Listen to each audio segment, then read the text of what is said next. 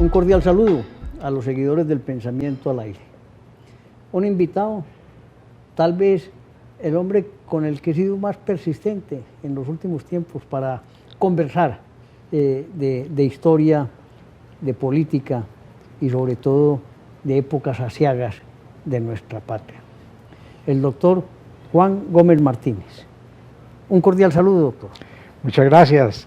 Y aquí a tus órdenes para conversar, charlar tal vez sobre historia ya afortunadamente pasada. Sobre historia pasada. Pero hay que recordar, alcalde de la ciudad de Medellín, gobernador de Antioquia, senador de la República, ministro de Obras Públicas y embajador en el Vaticano. Creo que no me faltó ninguno de los cargos grandes públicos. Faltaron cositas ahí, pero... Ya las irá contando. Sí. Pero qué historia. Miren, un hombre dedicado toda su vida al servicio público, pero además director del periódico El Colombiano, que ha sido la luz para los antioqueños. Periódico que enmarca una tradición, que ha defendido los valores y que en las épocas difíciles también ha estado presente. Inclusive hoy, en esta época que vivimos de la ciudad de Medellín. Doctor Juan, cuéntenos un poquito de la historia de su familia con el periódico El Colombiano y de Santa Fe de Antioquia. Bueno, la historia, y ahora que habla de Santa Fe de Antioquia, para aspirar a la alcaldía de Medellín tenía que cumplir unas condiciones: haber nacido en Medellín o haber vivido durante un tiempo en la ciudad. Alguien me atacó diciendo que yo no había nacido en Medellín sino en Santa Fe de Antioquia y que no vivía en la ciudad sino en Envigado. Entonces me preguntaron y yo dije ni lo uno ni lo otro. Yo nací en Medellín, mi papá, mi mamá nacieron en Santa Fe de Antioquia, se casaron y se vinieron a vivir a Medellín y aquí viví yo. No vivo en Envigado, sino en la Loma de los Par, aquí enseguida. Ahí viví yo, vivía en esa época y cuando fui alcalde de Medellín. Después me destruyeron esa casa y entonces me fui a vivir a Río Negro, pero yo en esa época vivía en Medellín. Esa historia la vamos a contar. Ajá, bueno. Su padre también, toda una tradición familiar en el periódico El Colombiano. Sí, en el Colombiano. Es que casualmente yo le seguí muchas veces los pasos a mi papá. Él fue director del Colombiano, yo también. Él fue alcalde de Medellín, yo también. Él fue gobernador, yo también. Él fue senador, yo también. Él fue embajador del Vaticano, ya lo dije, yo también. Yo seguí los pasos de él, sin quererlo, pero... Paso a paso, ¿no? Paso a paso, sí, sí. Bueno, él fue representante de la Cámara, yo no. Y usted es ingeniero, y él no. Y él no, él era abogado. Él era abogado y usted sí, ingeniero. Muy sí. bien. Pero, hombre, ser director del Colombiano va más allá de la dirección, es una responsabilidad inmensa, ¿no? Exactamente, una responsabilidad muy grande porque uno representa, en ese cargo representa a un pueblo y tiene que estar pendiente de la opinión del pueblo y tiene que estar pendiente de estar dedicado a trabajar por su región, por su pueblo, por Medellín. Es una labor muy interesante, muy de acuerdo con lo que piensa la comunidad.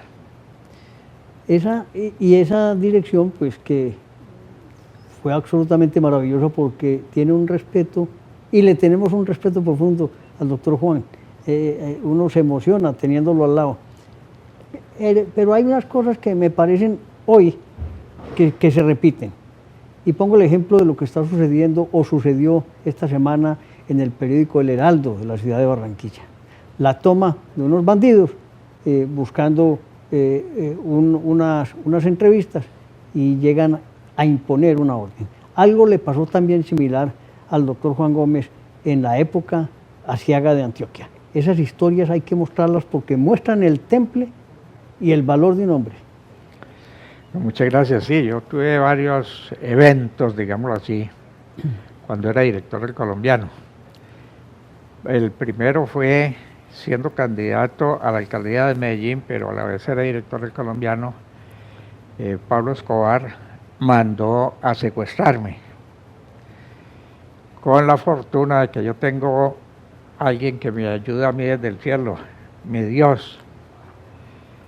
Casualmente, ese domingo, fue un domingo en la noche, bajé de la finca Río Negro con el arma aquí entre las piernas, llegué a mi casa aquí arribita, puse el arma en la mesita de noche, estaba hablando por teléfono cuando un hijo me gritó: papá, corra, pero armado, que nos están asaltando. Entonces yo cogí el revólver que lo tenía ahí en la mano y salí disparando. No era que nos estuvieran asaltando, fue que iban por mí, por orden de Pablo Escobar, a secuestrarme.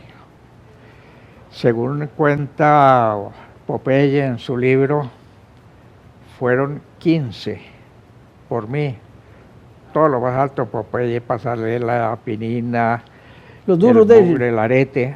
Los duros, pues, ¿qué llaman? Los duros.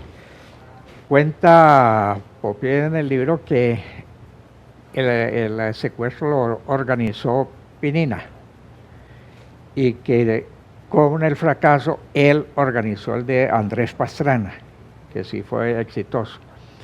Pero en el mío, mi Dios y un hijo mío que disparó parejo conmigo, nos defendimos, ya llevábamos 5 minutos dándonos balas. Yo era de un club de tiro, tenía varias armas, le vaciamos 4 armas y a los 5 minutos se fueron porque Pablo Escobar les había dado 3 minutos para secuestrarme, ya llevamos 5 y no pudieron, se tuvieron que ir. Pero porque valientemente se defendieron. Sí. Porque debe tener un miedo tremendo, ¿no? El miedo debe ser... Sabe que no. Uno en ese momento no piensa en miedo, sino me tengo que defender, no me puedo dejar ganar y dele. Tanto que le conté a un sacerdote, le dije: vea, padre, yo tiré a matar, pero con ganas de matar. Y lo peor es que no estoy arrepentido. ¿Ah, sí? Sí. Y dijo: no se preocupe, que eso fue en defensa personal. Claro, sí. Porque es que además hay que tirar a matar, porque no lo matan a uno. Y no lo matan a uno. Así es uno o ellos. Hombre, ¿y la señora qué sintió? ¿Qué le dijo ella? Bueno, eso, cuando el hijo me gritó, yo corrí armado a defendernos. Mi señora corrió a poner la alarma para que los vecinos ayudaran, que se dieran cuenta. La hija corrió a llamar a la secretaria mía para que llamara a la policía, que nos estaban matando. Bueno, todo el mundo actuó. Todo el mundo.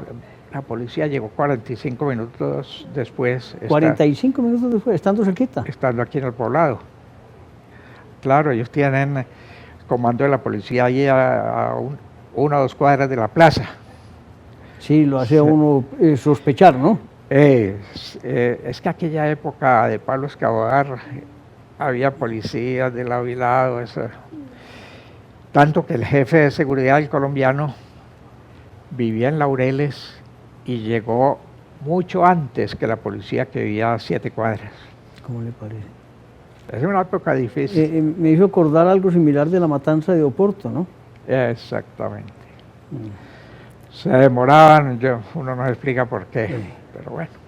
Bueno, ¿y entonces qué pasó? ¿Después Pablo Escobar le dejó algún mensaje en esa primera instancia o no? No, bueno, sí mandó un mensaje diciendo: nosotros nos fuimos a vivir al Hotel Inter mientras reparaban la casa porque quedó muy maltrecha, y allá me llegó un mensaje diciendo que no me iban a matar, sino que me iban a secuestrar para intercambiarme por Jorge Luis Ochoa, que lo habían capturado en el Valle del Cauca cuando venía en carro desde Cali.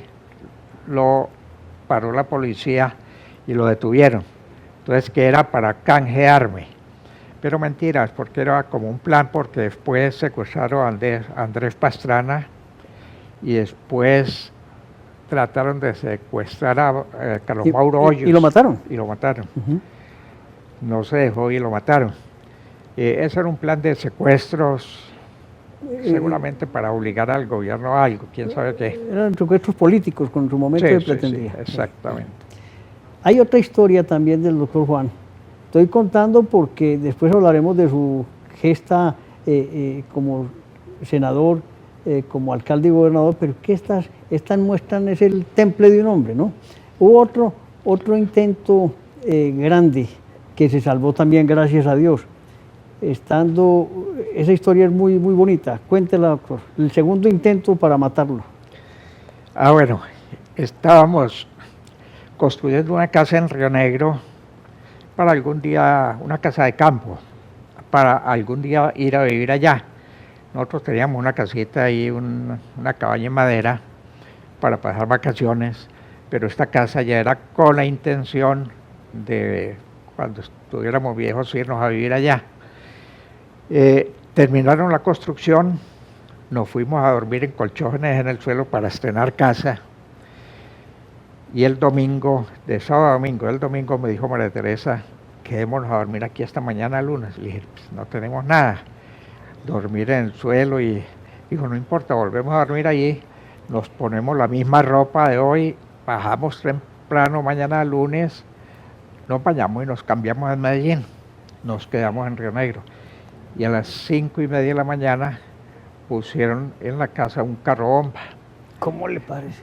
Destruyeron la casa, el hijo mayor quedó herido, los dos menores que se habían bajado de Río Negro porque tenían clases ese lunes, a ellos no les pasó nada porque vivían atrás, bueno, la hija vivía en el segundo piso, el hijo mayor fue a la pieza de ella a decirle, corra por la carabina de mi papá que está matando al policía. Ellos llegaron en un carro disparándole al policía que está en vigilancia.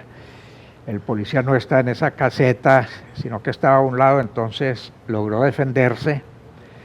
Ellos dejaron el carro, no pegado a mi casa, sino entre las dos casas, la de Javier Bernal y la mía, porque el policía los cogió a bala. Entonces dejaron el carro ahí y se volaron. El policía salió persiguiéndolos. Y en ese momento estalló el carro. La hija mía bajó por la carabina y el techo de la pieza de ella cayó encima de la cama. O sea, si estaba ahí, la mata. La mata, la aplasta. Mi Dios, a través del hijo le dijo que bajara por la carabina. Acto tras acto, ¿no? Eso. El hijo mío estaba en las escaleras esperando que ella subiera con el arma. Y sí quedó con problemas en los ojos y 3 tendones de la mano derecha cortados por un vidrio, pero se logró recuperar todo. El hijo menor sí estaba en la pieza, esa pieza no le pasó nada.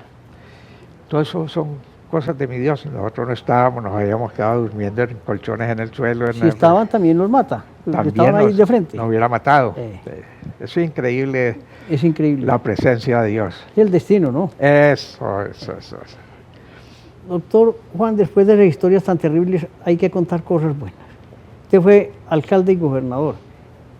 ¿Cómo le fue en cada una de esas acciones, en esos gobiernos? ¿Cuál recuerda con más cariño? Yo fui el primer alcalde por votación popular, sí, y fui el primer gobernador por votación popular. Cosas del destino. Yo le recibí la alcaldía al último alcalde por nombramiento, que fue Willy Jaramillo, compañero mío en la universidad, en ingeniería eléctrica. Le recibí la gobernación a Gilberto Echeverry Mejía, el último gobernador por nombramiento, yo el primero por elección. Gilberto fue compañero mío y de William también, en ingeniería eléctrica. Lo más curioso, le recibí las dos posiciones a dos compañeros. La primera alcaldía fue muy dura. Fue la época dura de Pablo Escobar. Amenazas por montones. Eso era seguido que yo tenía amenazas. Cuando a uno lo amenazan, como que le advierten y nunca van a hacerle nada. Esas amenazas no se llevan a cabo muchas veces. Aquí guardo esto, me lo encontré estos días esculcando papeles viejos. Este billete de 100 pesos, la gente yo creo que ya no ni los conoce, con esa leyenda. Me voy a poner la gafa, hombre, doctor Juan. Yo también soy muy ciego. Yo me voy a poner la gafa pues para no chicanear.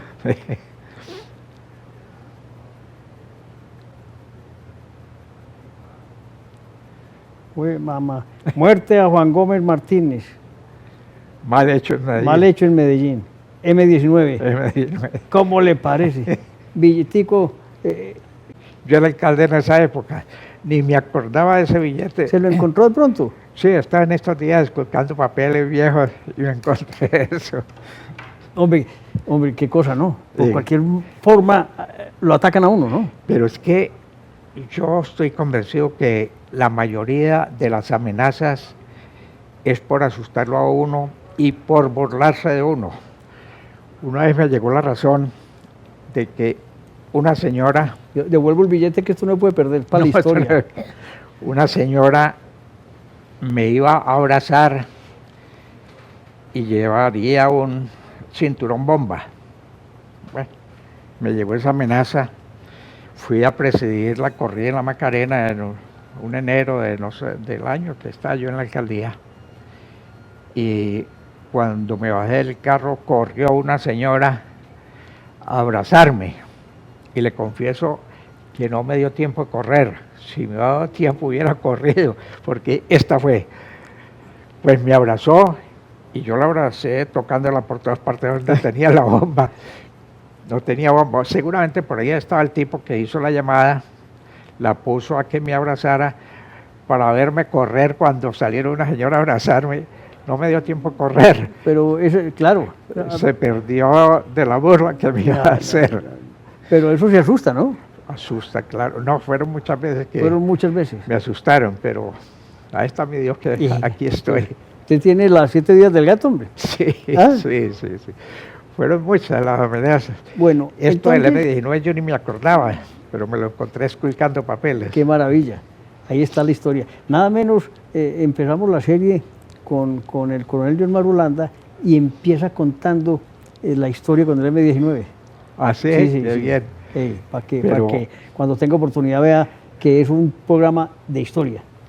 Pero vaya lo que es el perdón y las personas. Álvaro Gómez Hurtado, en la instalación de la Constituyente, donde asistieron por votación popular, no fue regalado Sí, claro, como ahora, claro. por Fue. votación popular, fueron 19 representantes del M19. Entre ellos Navarro Bosch, que presidió con fueron Álvaro. los 3 presidentes, ¿no? Eso, 3 presidentes, Navarro Bosch, Álvaro Gómez y Horacio Serpa. Cuando estaban corriendo lista en la instalación, que nos organizaron por orden alfabético, quedó Gómez Hurtado Álvaro, Gómez Martínez Juan, yo al lado de Álvaro Gómez. Corrieron lista y de pronto Patiño Oti, y me dice Álvaro, ese era el que me cuidaba durante el secuestro. No puede ser. Sí, señor, imagínese el perdón de Álvaro presidir eso teniendo a su al carcelario. Al carcelario. Qué bestialidad. Hay cosas muy bonitas. Bonitas y duras, ¿no? Y duras. Sí, porque uno diría que después de ese proceso tan difícil, ese grupo guerrillero no ha pagado nada de cárcel, ni han restituido, ni han dicho la verdad. Mejor dicho, no han hecho nada. Pero cuando en la Constituyente, cuando aprobamos la elección popular de gobernadores, que eso fue posterior a la elección popular de alcaldes. 10 años después. Sí, y aprobamos la elección popular de gobernadores, se bajó Álvaro Gómez de la presidencia, fue donde mí y me dijo, láncese para la gobernación de Antioquia que nosotros la apoyamos. Ah, gracias. Bueno, al rato, Navarro Wolf, exactamente lo mismo, láncese para la gobernación de Antioquia que nosotros la apoyamos. No puede ser, hombre. Me lancé, me apoyaron y gané. ¿Y gobernó con algunos del M19 o no? Sí, goberné, sí. Que recuerde a quién tuvo ahí en el gabinete. Bueno, en el gabinete de la alcaldía tuve, ¿cómo se llamaba? La memoria no me acompaña. Pero en todo caso lo mataron estando de secretario mío. Bueno, no me acuerdo. Después en la gobernación, eso fue en la primera alcaldía, que en la primera alcaldía goberné con uno de ellos. En la gobernación, Luis Guillermo Pardo Sí. fue gerente de beneficencia, era del M19 y yo lo nombré. Buen muchacho. Buen tipo. Sí, sí, sí. No sé qué hay de la vida de él. Yo tampoco lo volví a ver, pero muy bueno. Muy buen tipo.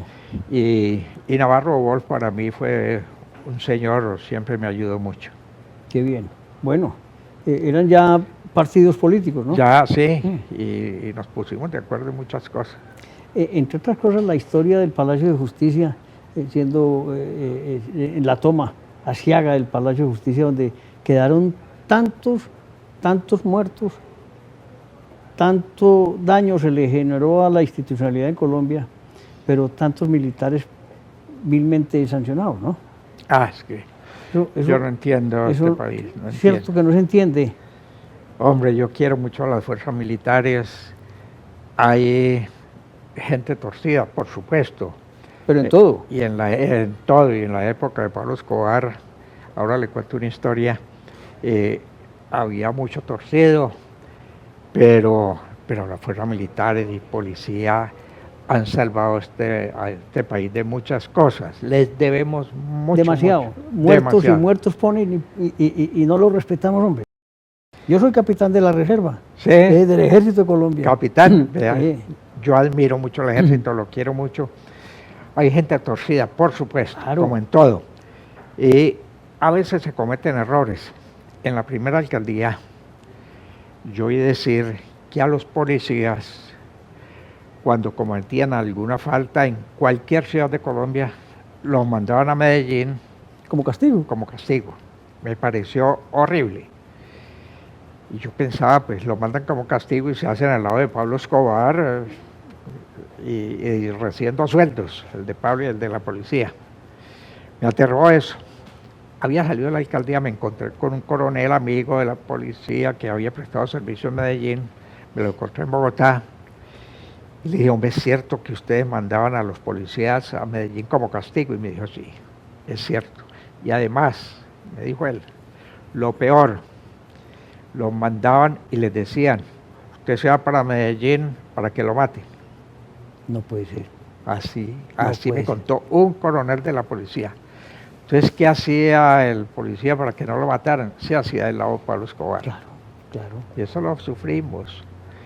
En la alcaldía, una vez llegó aterrorizada la señora que nos servía los tintos ahí en la oficina, porque al hijo le ofrecieron 200 millones de pesos, al hijo de ella, 200 millones de pesos para que le echara unas goticas al café de Ramiro Valencia y al mío, cianuro. No, Sí, señor. Y ella llegó aterrorizada. a contar. Claro, no aceptaron la plata y me fue a contar. Y era un policía de la escolta mía, el que me cuidaba, uno de los que me cuidaba a mí, ofreciendo plata para que me mataran. Van pues, tres ya, ¿no? Van tres historias. sí, ya van tres. Ya van tres. No, eso era cada rato que lo amenazaban a uno. Pero yo les decía, la primera fue, estábamos en Consejo de Gobierno, la alcaldía era en el segundo piso, no era todavía en el 12, que yo la pagué para el 12 en la segunda alcaldía. Estábamos en Consejo de Gobierno en el segundo piso, cuando llega el teniente jefe de la escolta, me dijo, alcalde, que desocupen, que en el sótano llamaron a decir que había un carro bomba. Y yo les dije a los secretarios, vea, el teniente me dice que posiblemente hay un carro bomba en el sótano, ustedes se pueden ir, yo no puedo, porque donde el alcalde muestre miedo, se acaba la ciudad. Mira. Yo no puedo mostrar miedo y me tengo que quedar aquí. Ninguno de los secretarios se retiró, seguimos el Consejo de Gobierno, no había tal carro bomba. Otra amenaza. Amenaza. Estaba con los alcaldes anteriores, eso fue empezando la alcaldía, en el salón de la Cámara de Comercio en Medellín, ahí en Sí. la Avenida de la Playa. Estábamos en un salón con los alcaldes anteriores hablando sobre las soluciones para el centro de Medellín. yo era el último que tenía que hablar. Estaba hablando William Jaramillo, seguía yo, cuando me pasan una boletica, los de mi escolta, y me dicen que desocupen, que hay una bomba en el salón donde estábamos nosotros. Yo me puse a pensar, bueno, digo que hay una bomba en el salón. Salen despavoridos. Imagínense, salen por las escaleras y se matan ahí uno encima de otro, corriendo. Entonces no puedo decir. Si me quedo callado y es cierto, vuela esto y los muertos son culpa mía por no avisar. Me tengo que aguantar. Me quedé callado, no había tal bomba en el salón. Eso era cada rato que amenazaban y yo no podía mostrar miedo. Estaba muerto a miedo, pero no podía mostrarlo. Ya, uno no puede mostrar miedo. Es que si el alcalde muestra miedo, se acabó la ciudad. Sí. Hombre, acaba de inventar usted una cosa que me mantiene a mí impresionado, doctor Juan. El centro de la ciudad de Medellín. Eso no es un centro, es un muladar. Sí, hombre. ¿Por qué pasa eso, hombre? ¿Por qué?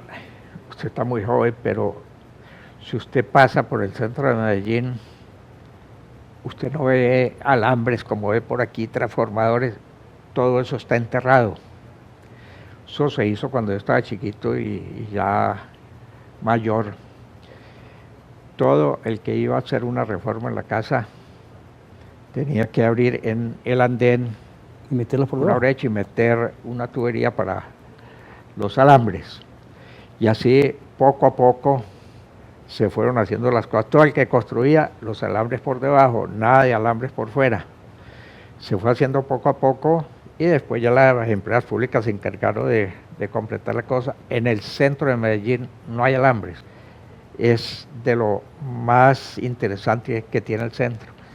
Pero el programa se acabó y uno ve alambres sueltos, por todas partes, sueltos. Las alcantarillas se las roban. Hay un descuido muy grande. Los indigentes en el... imagínese eso. Avanzaron, ya se tomaron el centro de la ciudad. Ahí.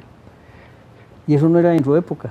No, nosotros teníamos unos locales para que los indigentes fueran a bañarse, podían dormir allá y eso se puede arreglar. Pero hay que tener vocación. Hay que tener vocación y pensar que la ciudad se vuelve atractiva si se solucionan todos esos problemas. Los indigentes tienen que tener algún apoyo para que vivan.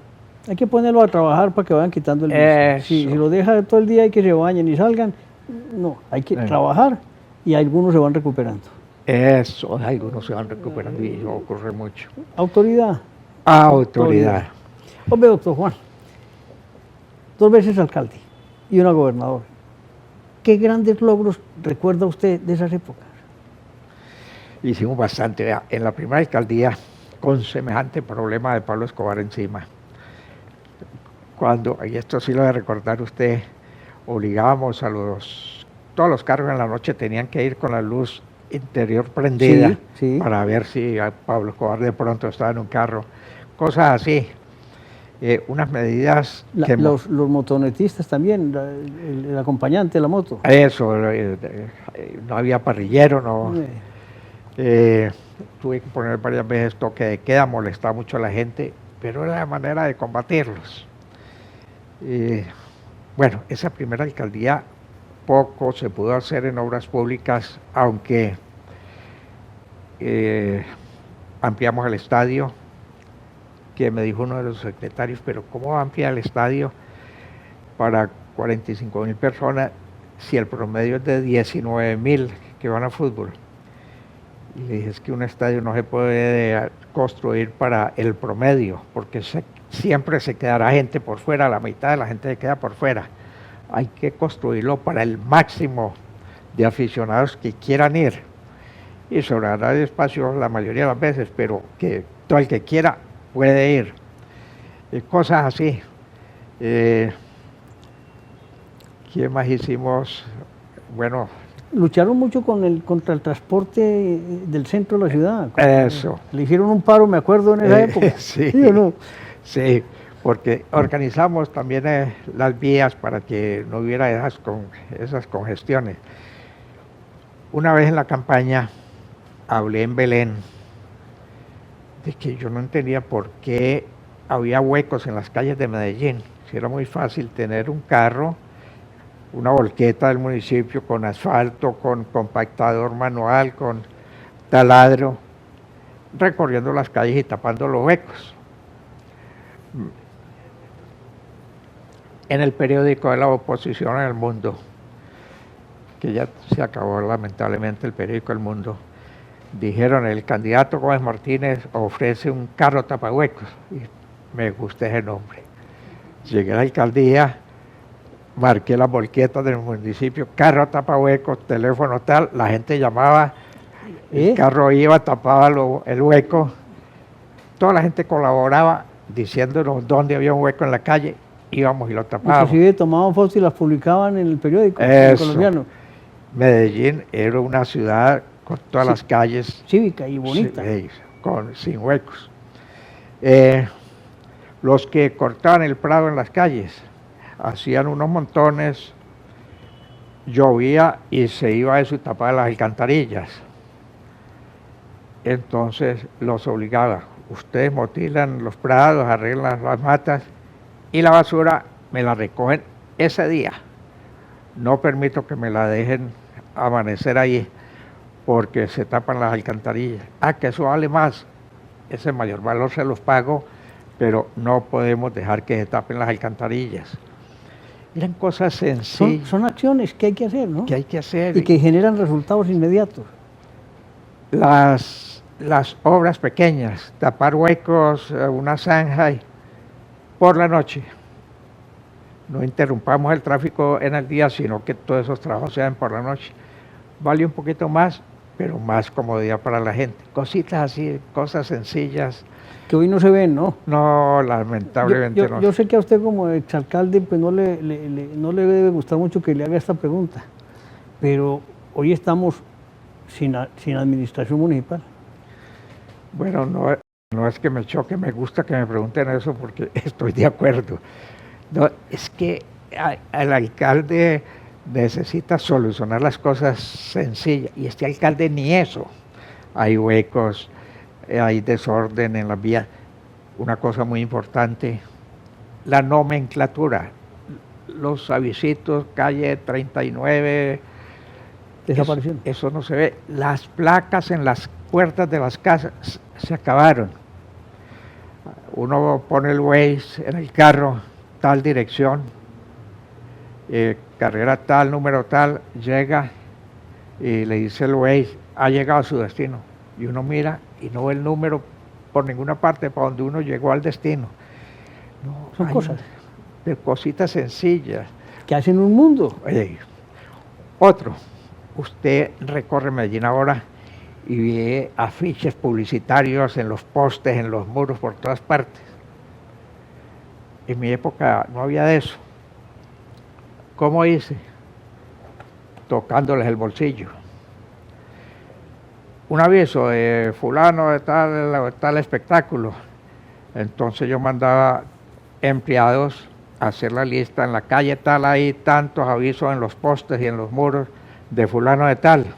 Se le pasaba la cuenta, publicidad en el espacio público, tantos miles de pesos. ¿Cómo hace? Claro, o los quita o paga y le sigo cobrando. No volvieron a poner afiche en las calles porque sabían que yo les cobraba. Me voy a poner canción, autoridad. Autoridad. Eso es lo que nos falta, autoridad. No autoritarismo. No, amenazas no, autoridad. Una vez, un espectáculo extranjero, un baile, no sé qué era, y me llenó a Medellín de afiches. Llamé al organizador y le dije, ve, habla Juan Gómez, alcalde de Medellín, me da mucha pena, pero su espectáculo mañana se cancela. ¿Cómo así? Si yo he gastado ya, y no, es que usted está irrespetando la ciudad, y a Medellín la tienen que respetar. Si no me quita esos afiches de hoy a mañana, se suspende el espectáculo. Me los quitó todos. Autoridad. Autoridad. Autoridad. Esa es La palabra. la palabra, Sí. autoridad. Y ganas, hay que tener actitud para transformar la ciudad. Y haber hasta cinismo. El alcalde de Nueva York de aquella época, Edward Koch, dijo que a Medellín lo debían bombardear. Eso me dolió mucho a mí. Y hubo una reunión de alcaldes de todo el mundo en Nueva York. Por Colombia fuimos Andrés Pastrana, alcalde de Bogotá, y Juan Gómez, alcalde de Medellín. Yo me llevé en el bolsillo un mapa de Medellín y una guía turística. Y casualmente en la instalación del Congreso de Alcaldes quedamos en primera fila Juan Gómez, alcalde de Medellín, Andrés Pastrana, alcalde de Bogotá, y Edward Koch, alcalde de Nueva York. Y entonces saqué el plano de Medellín, la guía turística, y le dije a Pastrana, entréguele esto al alcalde de Nueva York diciéndole que se lo manda al alcalde de Medellín para que conozca la ciudad que quiere bombardear. Y Andrés se lo entregó con esa razón. El tipo volvió y me saludó muy simpático. Quedamos muy amigos. Y a la salida, pues los periodistas de todo el mundo rodearon al alcalde de Medellín, la ciudad más peligrosa del mundo. Bueno, y era peligrosita, ¿no? Ah, Era peligrosa. peligrosita, sin duda. A entrevistarme. En eso pasó el alcalde de Nueva York y les dice a los periodistas, trátenlo bien, que es una buena persona. Quedé muy amigo de él. Sí, qué bien. Pero actuó, usted Sí, hizo la claro, tarea. Claro. Hombre, doctor Juan, hablar con usted es una delicia. Y aquí el tiempo no me importa que nos demoremos un poco más, si Hombre, usted no no. tiene problema. Muchas gracias. La gobernación de Antioquia y tantos municipios sin mucho dinero porque tiene más recursos el municipio que el departamento. ¿Cómo se hace para administrar eso? Ese es un problema que me gusta mucho que la gobernación, que el departamento haga parte de Hidroituango, porque fíjese que los ingresos de la gobernación son del vicio, impuesto a los licores, impuesto al juego y ahora, ese sí, impuesto a los vehículos. Pero en mi época era puro vicio. Entonces yo no podía hacer propaganda en contra del tabaco. Yo fumaba y ya había dejado el cigarrillo, no le había podido hacer propaganda a eso, a dejar el vicio del licor y del tabaco, porque de eso vivía el departamento. Ahora tiene lo de Hidroituango y peajes. Pero es muy difícil el recurso de la gobernación, que tiene pocos ingresos. Ahora tiene los peajes y tiene uno que yo peleé mucho en la alcaldía. Yo peleaba mucho por los impuestos de la fábrica de licores. Yo decía que quedaba en Medellín. Sí. Y cuando llegué a la gobernación, yo decía que quedaba en Itagüí. Porque allá, y que pertenecía al departamento, entonces que los impuestos tenían que ser para mí. A uno le tocaba cambiar a veces. Sí, cambiar la opinión. Sí. Eso, pero los municipios sufren mucho por la falta de recursos, ¿no? Sí, es que sufren mucho.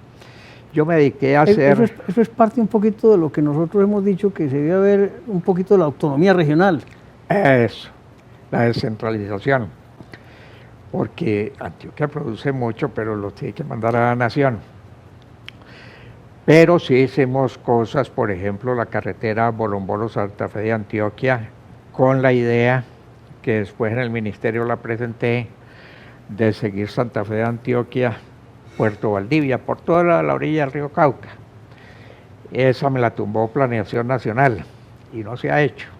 Pero algún día, a lo largo del embalse de Hidroituango, que sería espectacular, una carretera por allí, a Hidroituango, y seguir hasta Puerto Valdivia, que ya hay una carretera hecha por empresas públicas para llevar la maquinaria a Hidroituango. Hice Bolombolo, Santa Fe de Antioquia, pensando en ese desarrollo futuro. Gilberto Echeverry había hecho Pintada Bolombolo. Sí. Él salió como 2 meses antes de la inauguración. Esa carretera me tocó inaugurarla a mí. Y hoy sí que está hermosa, ¿no? Está hermosa. No. Pero invité a Gilberto a que pronunciara el discurso porque era obra de él. Después yo hice Bolombolo, Santa Fe de Antioquia. No me tocó inaugurarla, le tocó a Álvaro Uribe, me invitó a mí, pero yo no pude ir y él la inauguró, pero me invitó a la inauguración. Esa carretera, ahora pintada, Bolombolo, es una belleza de carretera, esa es... Eso la recorre uno en 17 minutos. Sí, esa parece una carretera de los Estados Unidos. Sí, sí, mundial. Y esas son las vías que tenemos que hacer. Es que... No como dice el presidente actual, que esas 4G no generan sino problemas. Eso. No, hombre. Estamos perdidos, hombre. Esa mentalidad es que... Vuelvo a la alcaldía. Me dice un periodista, en el consejo hay un debate porque usted está viajando mucho. Y le dije, es cierto. Es cierto, dígales que sí, que estoy viajando mucho y que voy a seguir viajando. Que no me voy a quedar aquí dando la vuelta a Oriente comiendo arepa con quesito que me encanta, pero yo tengo que conocer soluciones comunes a todos los municipios del mundo. Soluciones a las basuras, soluciones a las vías, soluciones a los servicios públicos. Yo tengo que conocer lo que es el desarrollo en otras partes para aplicarlo en Medellín. Porque si nosotros somos subdesarrollados y no aplicamos las soluciones del futuro, sino las de atrás, allá nos vamos a quedar atrás y no nos vamos a desarrollar. Así es. Entonces hay que viajar para conocer todas las soluciones. Y es la única manera. Es la única manera. Es la única manera. La historia y el conocimiento tienen que estar siempre a la par. Claro, claro. Y es que... Usted mencionó al doctor Álvaro Uribe. Es liberal, usted conservador, y han resultado una alianza estupenda. Cuente esa historia. Cuando yo fui gobernador, me sucedió, me nombraron ministro en los últimos meses, entonces quedó Ramiro Valencia y el siguiente fue Álvaro Uribe.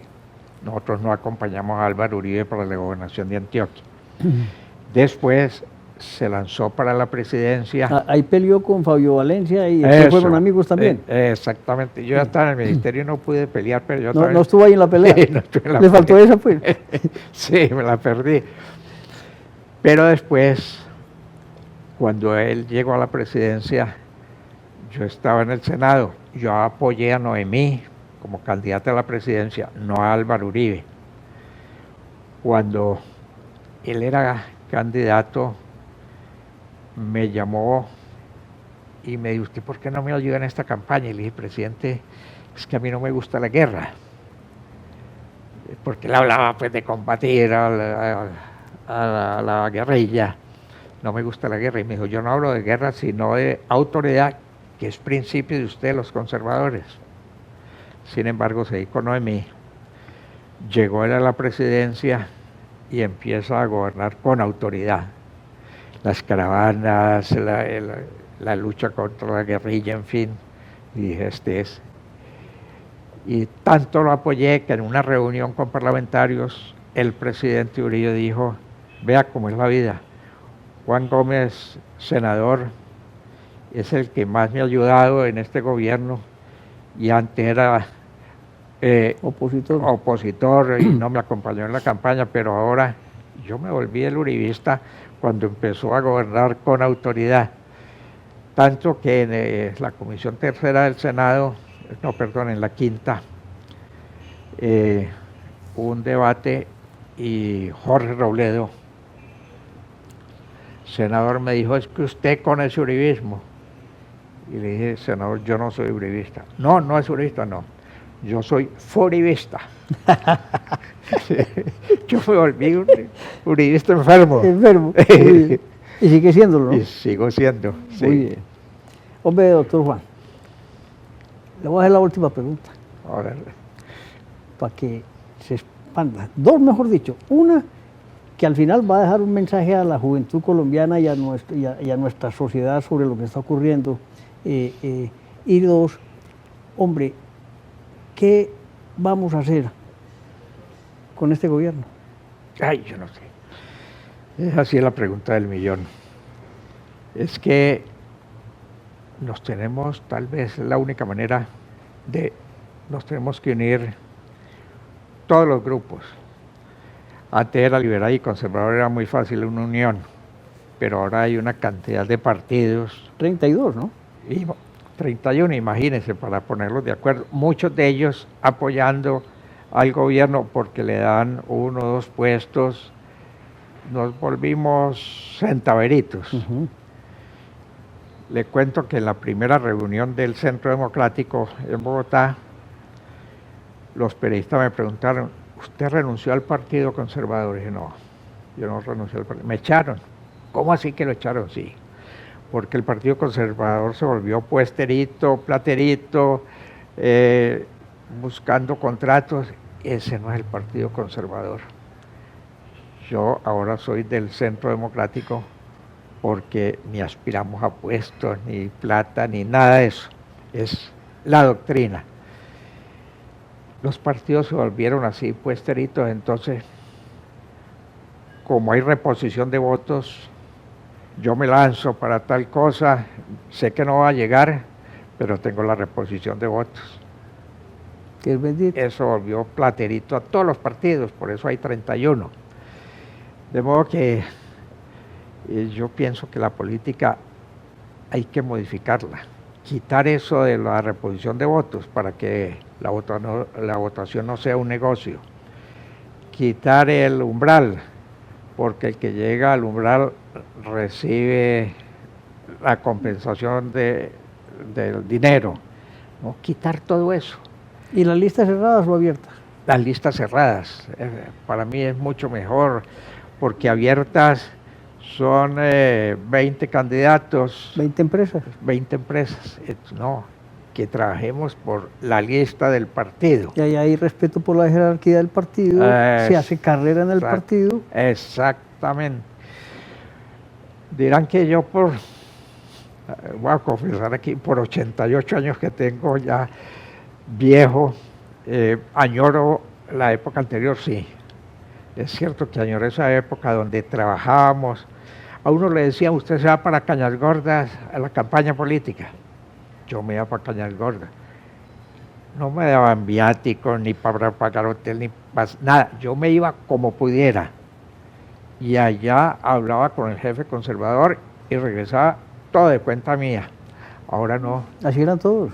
Así eran todos. Yo recuerdo las campañas de Iguapá. Trabajamos. Tanto que hasta como castigo lo mandaban a uno.